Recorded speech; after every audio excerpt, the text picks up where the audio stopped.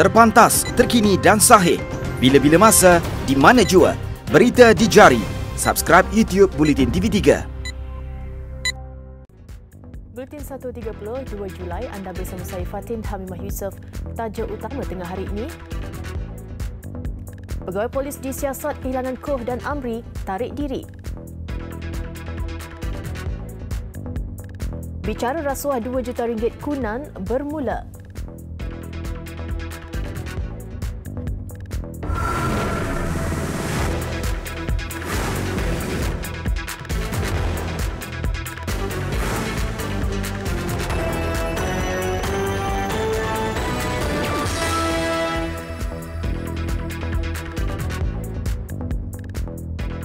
Assalamualaikum dan salam sejahtera. Bekas Ketua Bahagian Perundangan Polis Diraja Malaysia PDRM, Datuk Mokhtar Mohamad Noor menarik diri daripada pasukan petugas khas bagi menyiasat kehilangan Posto Raymond Koh dan aktivis sosial Amri Cik Mat.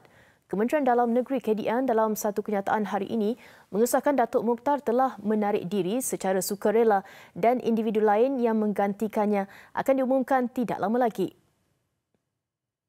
Menurut kenyataan itu, keputusan itu dibuat atas rasa tanggungjawab beliau untuk memelihara integriti dan ketelusan pasukan petugas khas itu. Ia berikutan tindakan pihak tertentu yang mempersoalkan kesesuaian keanggotaan Datuk Mokhtar dalam pasukan berkenaan. Beberapa pertubuhan bukan kerajaan sebelum ini dilapor mempersoalkan pelantikan itu kerana beliau dipercayai terlibat secara langsung dalam kedua-dua kes kehilangan individu berkenaan. Bagaimanapun, KDN dalam satu kenyataan menegaskan dakwaan itu tidak benar sekali kerana Datuk Mokhtar bukan saksi atau pegawai yang menyiasat kedua-dua kes terbabit. Pengumuman penubuhan pasukan petugas khas yang diketuai bekas Hakim Mahkamah Tinggi Datuk Muhammad Rahim Uda itu diumumkan Menteri Dalam Negeri Tan Sri Muhyiddin Yassin minggu lepas. Pasukan itu juga akan menyiasat dapatan laporan Suhakam yang mengaitkan polis cawangan khas dengan kehilangan kedua-dua individu berkenaan.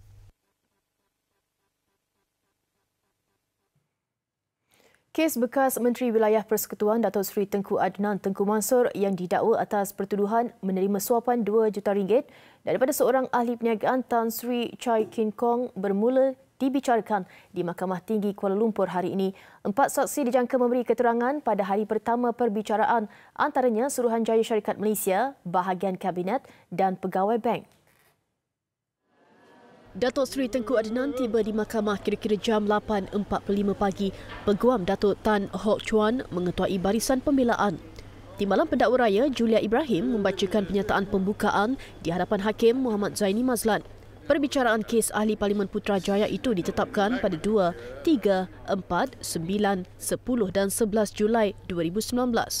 23 Januari lalu beliau mengekalkan pengakuan tidak bersalah. Ia selepas pertuduhan dibacakan semula ketika sebutan kali pertama kes berkenaan yang dibenar dipindah dari Mahkamah Session ke Mahkamah Tinggi pada 14 Disember 2018. Mengikut pertuduhan, Datuk Seri Tengku Adnan sebagai seorang penjawat awam iaitu bekas Menteri Wilayah Persekutuan didakwa menerima untuk dirinya wang berjumlah RM2 juta daripada Chai. Melalui cek Hon Leong Islamic Bank milik syarikat aset Kayamas Sdn Bhd, wang itu didepositkan ke dalam akaun CIMB Bank milik Tan Monsori Holdings Sdn Bhd yang dipercayai Datuk Seri Tengku Adnan mempunyai kepentingan. Perbuatan didakwa dilakukan pada 14 Jun 2016. Sabit kesalahan boleh dihukum penjara sehingga 2 tahun atau denda atau kedua-duanya mengikut Seksyen 165 Kanun Keseksaan. Jabatan Kesihatan Daerah Gomusang Kelantan mula memberi suntikan vaksin kepada penduduk orang asli suku Batik di Kampung Kuala Koh dan Aring 5 mulai semalam. Ia sebagai langkah pencegahan penularan wabak jangkitan penyakit berjangkit. Pengarah Jabatan Kemajuan Orang Asli Jakua Kelantan Terengganu, Hashim Alang Abdul Hamid berkata, setakat ini 204 orang asli di 2 kampung terbabit menerima suntikan vaksin. Daripada jumlah itu, 65 orang asli adalah dari Kampung Kuala Koh, manakala 139 orang asli lagi penduduk Kampung Aring 5 yang berjiran dengannya. Manakala yang belum menerima suntikan akan berbuat demikian selepas ini. Katanya penduduk orang asli yang belum diberi vaksin kerana masih demam dan ibu mengandung ditangguh dahulu sehingga keadaan mereka kembali sihat atau selepas melahirkan anak. Suntikan vaksin dilakukan susulan kematian 15 orang asli di Kampung Kuala Koh mulai awal Mei lepas akibat demam campak dan 112 orang lagi menerima rawatan di Hospital Gua Musang dan klinik berhampiran. Kementerian Perdagangan Dalam Negeri dan Hal Ehwal Pengguna KPDN HEP komited membantu perusahaan kecil dan sederhana PKS tempatan merangka strategi perniagaan yang lebih kompetitif untuk menembusi jualan di pasaraya besar. Antara yang perlu ditambah baik ialah aspek pembukusan, pelabelan dan tempoh hayat produk. Selain itu, pasaraya besar tempatan juga digalakkan memberi peluang lebih besar kepada usahawan PKS memasarkan produk mereka. Kita membenarkan hypermarket asing beroperasi, kita ada meletakkan sasaran bahawa mereka mestilah memberi ruang kepada usahawan tempatan memasarkan barangan. Jadi tadi kita dapat tengok ada 12 usahawan tempatan yang sudah melepasi tapisan kualiti pembungkusan, kualiti produk mereka dan mereka boleh membekalkan secara konsisten dan tidak putus-putus. Dan mereka diasuh oleh KPDN HEP. Lulu Hypermarket ikut bertanggungjawab memasarkan produk Malaysia ke seluruh dunia. Saya bagi contoh, in 2018, they exported Malaysian products. Beliau ditemui di Majlis Perasmian Cawangan Pasaraya Lulu Group, satu daripada pengendali runcit terbesar di Asia Barat yang membuka pasaraya besar keduanya di Malaysia.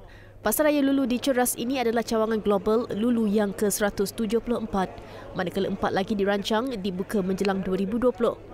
Syarikat yang berpangkalan di Abu Dhabi itu dijangka membuka lebih 5,000 peluang pekerjaan kepada rakyat tempatan. Pasaraya pertama Lulu di Malaysia terletak di Cap Square, dibuka pada 2016.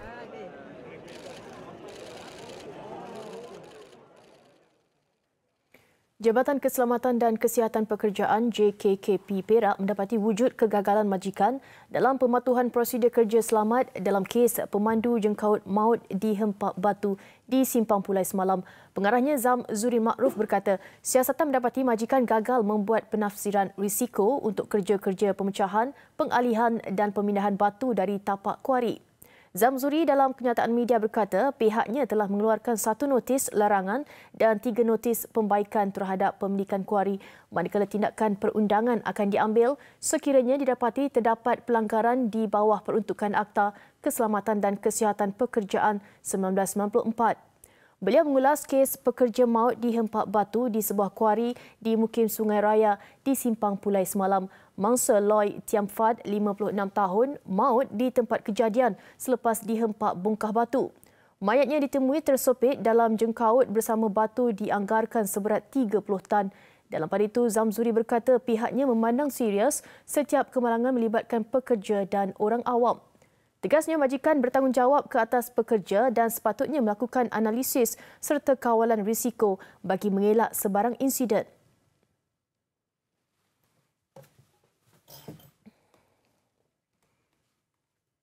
Beralih ke laporan sidang Dewan Rakyat, pada sesi pagi tadi, isu lesen kenderaan pengangkutan awam PSV untuk pemandu e-hailing dan pelancaran prototipe kereta terbang antara yang dibangkitkan. Dan untuk laporan selanjutnya, kita terus sahaja bersama wartawan kami Nur Syuhada Marzuki di Parlimen. Baik Syuhada, teruskan dengan laporan anda.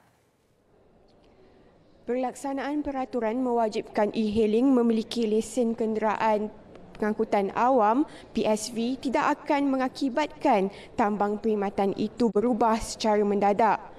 Ini kerana menurut Menteri Pengangkutan Anthony Loke, syarikat operasi e-hailing perlu meletakkan harga yang kompetitif untuk bersaing dan mendapatkan penumpang. Untuk e-hailing ini, kita tak ada satu harga ceiling ataupun harga lantai untuk kadar tambang untuk e-hailing. Itu adalah ditentukan oleh syarikat-syarikat e-hailing itu berdasarkan kepada pasaran. Jadi memang untuk compete, untuk bersaing dalam pasaran e-hailing ini, syarikat-syarikat e-hailing sudah tentunya perlu menawarkan kadar tambang yang berpatutan dan kompetitif kepada penumpang-penumpang mereka. Jadi saya tidak melihat bahawa dia akan berubah secara mendadak. Katanya sehingga kini tiada lagi penetapan harga ceiling atau harga lantai untuk kadar tambang e-hailing. Luke juga meminta agar syarikat e-hailing menetapkan kadar tambang yang berpatutan selepas pelaksanaan peraturan pemilikan lesen PSV kepada pemandu. Bermula 1 April sehingga 30 Jun 2019, seramai 16,338 calon terdiri daripada pemandu e-hailing menduduki ujian teori PSV. Daripada jumlah itu, seramai 10,151 calon lulus dan layak memohon lesen. Tindakan penguatkuasaan akan dikenakan kepada pemandu dan kenderaan yang tidak mematuhi peraturan yang telah ditetapkan bermula 12 Julai ini.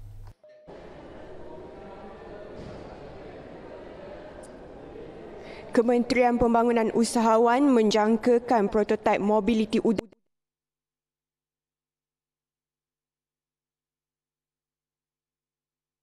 Menterinya Datuk Seri Muhammad Redwan Mat Yusof berkata projek prototipe berkenaan dibangunkan serta dibiaya sepenuhnya oleh syarikat persendirian yang menjalinkan hubungan kerjasama dengan kementerian itu. Ketika menjawab soalan tambahan Ahli Parlimen Pasir Putih, Datuk Dr. Nik Muhammad Zawawi Saleh, beliau berkata semua kos serta hak milik intelektual termasuk reka bentuk dan perisian mobiliti udara yang dibangunkan di bawah tanggungjawab syarikat yang membangunkan projek itu. Sukacita saya memperingati ahli-ahli Dewan. Projek Air Mobility yang melibatkan pembangunan prototipe kereta terbang tidak melibatkan satu sen pun duit rakyat. Ianya adalah inisiatif daripada beberapa syarikat persendirian dan kita kena sentiasa menjalinkan hubungan dengan private sector atau syarikat-syarikat persendirian supaya industri ini dirangsangkan selari dengan pembangunan industri antarabangsa. Kementerian jelas beliau hanya menjadi pemudah cara dalam aspek mengubal dasar, peraturan dan sokongan industri tempatan bagi memenuhi keperluan untuk membangunkan industri baru berpotensi tinggi. Tambahnya, kementerian kini dalam peringkat perbincangan bersama Kementerian Pengangkutan serta pelbagai agensi lain bagi merangka undang-undang khusus untuk penggunaan kereta terbang di negara ini. Menyentuh soal keselamatan dan pencerobohan ruang peribadi yang dibangkitkan Ahli Parlimen Kubang Kerian, Datuk Tuan Ibrahim Tuan Man, beliau berkata isu itu tidak timbul ekoran rekaan serta inovasi prototipe diasaskan oleh anak tempatan.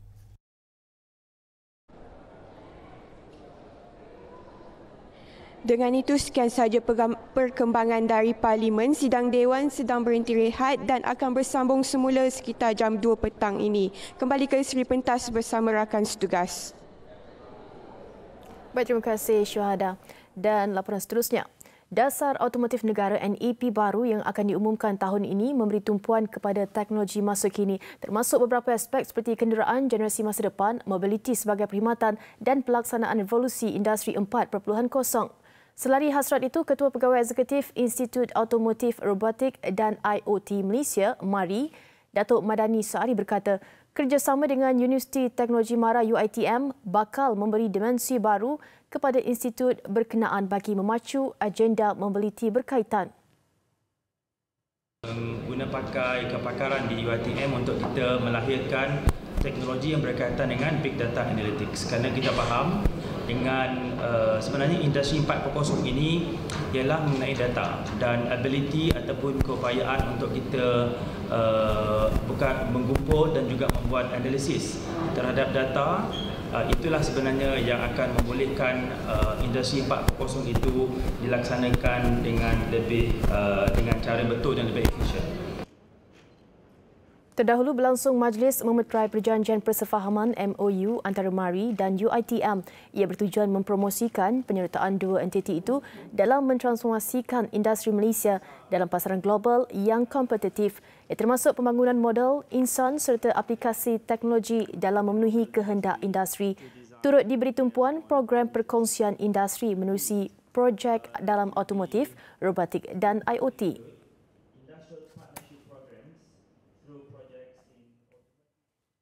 Malaysia terus berada pada kedudukan yang baik untuk mencapai status ekonomi berpendapatan tinggi menjelang 2024. Menurut Ketua Ekonomi bagi Makroekonomi, Perdagangan dan Pelaburan Bank Dunia, Richard Ricord, meskipun pendapatan negara kasar GNI masih di bawah had ditetapkan untuk status negara berpendapatan tinggi, namun Malaysia sudah hampir ke arah itu.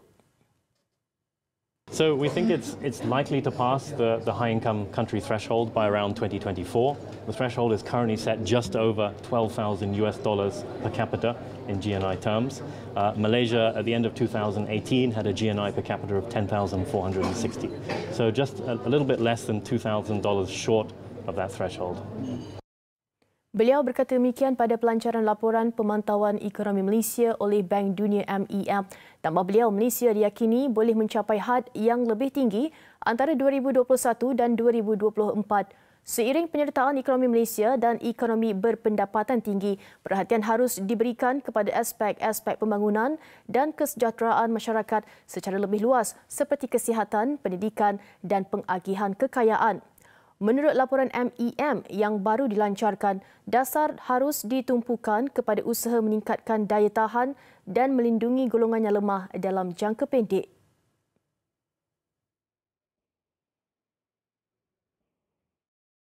Besar impaknya. Pantas menampilkan prosiding ini secara dalam kewangan maya. Berita di jari. Subscribe YouTube Bulletin TV3.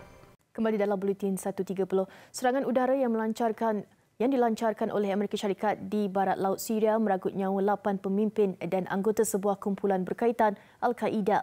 Menurut Perintah Pusat Amerika Syarikat, operasi berkenaan menyasarkan sebuah pusat latihan Al-Qaeda di Syria AQS yang terletak di Aleppo.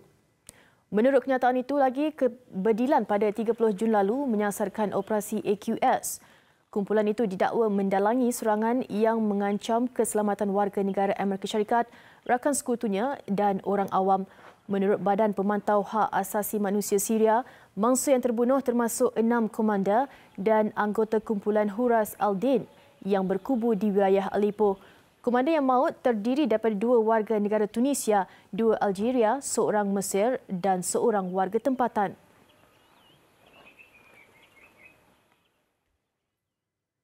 Ketua Eksekutif Hong Kong Carrie Lam mengutuk tindakan penunjuk perasaan yang mencetuskan keganasan dan vandalisme berikutan bantahan yang diadakan sempena ulang tahun penyerahan Hong Kong kepada China.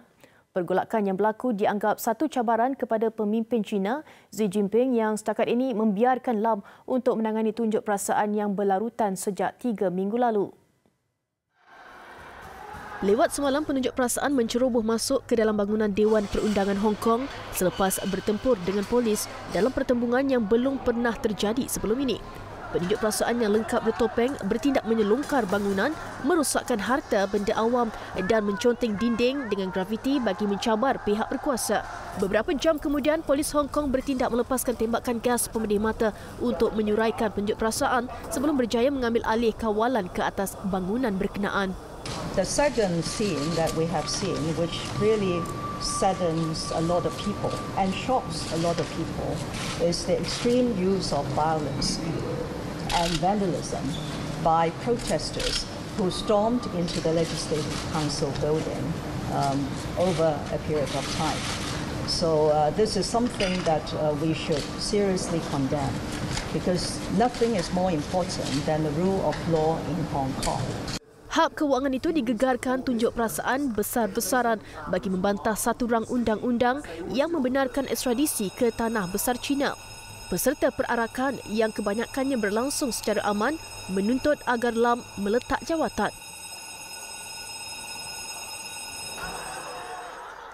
Dalam pada itu, Presiden Amerika Syarikat Donald Trump berkata tunjuk perasaan tercetus di Hong Kong kerana penduduk wilayah itu dahagakan demokrasi.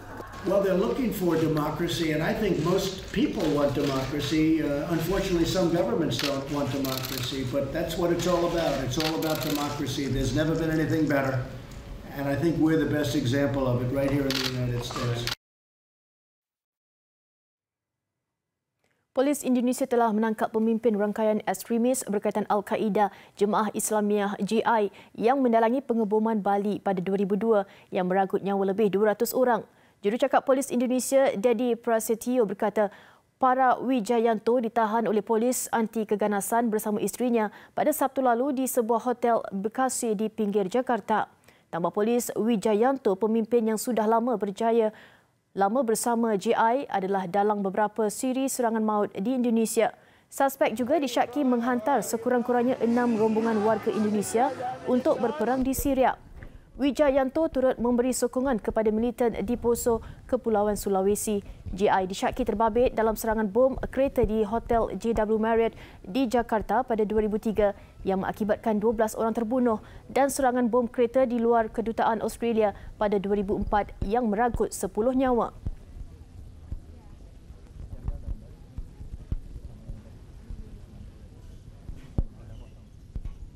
Besar impaknya. Selepas hasilnya, pantas menampilkan prosiding ini secara keuangan maya. Berita di jari. Subscribe YouTube Bulletin TV3. Segmen sukan. Banyak kejutan berlaku di Grand Slam Wimbledon di hari pertama. Apa tidaknya pemain pilihan kedua Naomi Osaka kecundang di pusingan pertama. Turut menerima nasib sama bekas juara 5 kali Wimbledon Venus Williams yang tewas di tangan pemain remaja 15 tahun Cory Gauff.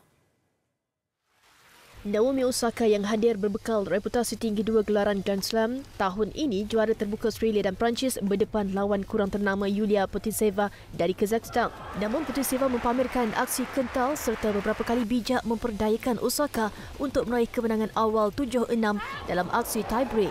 Tekanan tinggi menyebabkan pemain pilihan kedua itu terus ditinggalkan Putintseva dalam set kedua. Mata pemisah kedua-dua pemain akhirnya diperolehi selepas Osaka gagal membalas pukulan Putintseva dan menanggung kekalahan 2-6 sekaligus terlepas peluang meraih satu lagi gelaran penting tahun ini. Sementara itu, Cory Gauff, 15 tahun, membawa status pemain termuda dalam sejarah Wimbledon yang melepasi pusingan kelayakan untuk beraksi di pusingan pertama. Lawan yang ditentang bukan calang-calang tetapi juara 5 kali yang juga rakan senegara Venus Williams. Rasa gemuruh serta tekanan berjaya ditanganinya dengan baik apabila mengejutkan hadirin memenangi set pertama 6-4. Tidak habis di situ, cabaran Venus terus berjaya dipatahkan Cory dalam set kedua. Keyakinan dan nasib terus memihaknya sebelum mencatat keputusan serupa 6-4 untuk melakar satu lagi sejarah, menewaskan pemain gergasi Venus Williams yang juga idolanya untuk mara ke peringkat kedua.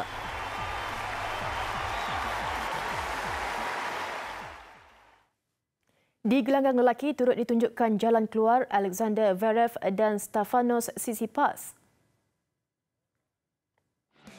Pilihan ke-6 Alexander Zverev yang berdepan pemain dari saingan kelayakan Hiri Vesely dari Republik Czech pada mulanya membuat permulaan yang diinginkan. Menang set pertama 6-4, lawannya itu kemudian bangkit dengan aksi lebih bertenaga untuk merakam keputusan 6-3 dan 6-2. Pemain penentuan wakil Jerman itu terus gagal menyaingi lawan sekaligus merelakan pemain ranking ke-124 dunia itu ke pusingan kedua. Hari malang pemain-pemain utama juga menimpa Stefanos Tsitsipas dari Greece. Pilihan ketujuh saingan itu mengharungi perlawanan yang panjang berdepan Thomas Fabiano apabila beraksi dalam 5 set. Saling mencuri mata, perlawanan akhirnya berkesudahan 6-4, 3-6, 6-4, 6-7 dan 6-3 memihak wakil Itali itu selepas pertarungan selama 3 jam 23 minit.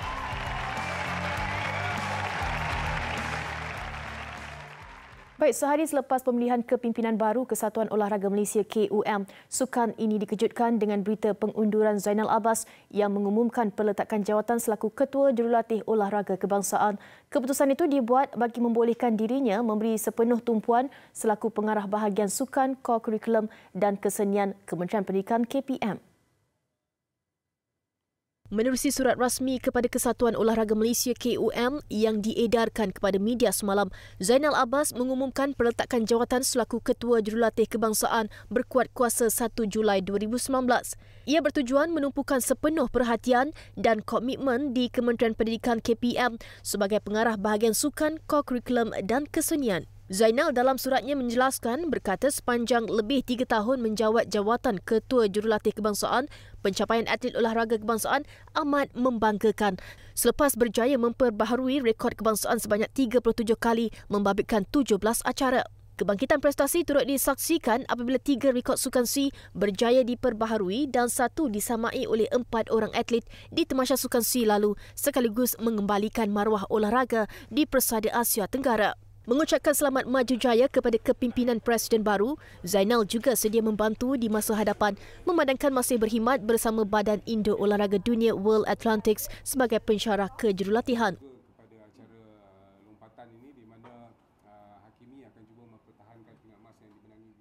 Arca pelik tetapi menarik. Dari seluruh dunia menutup tirai Buletin 1.30 hari ini. Terus setia bersama TV3, saya Fatin Habimah Yusof. Salam hormat.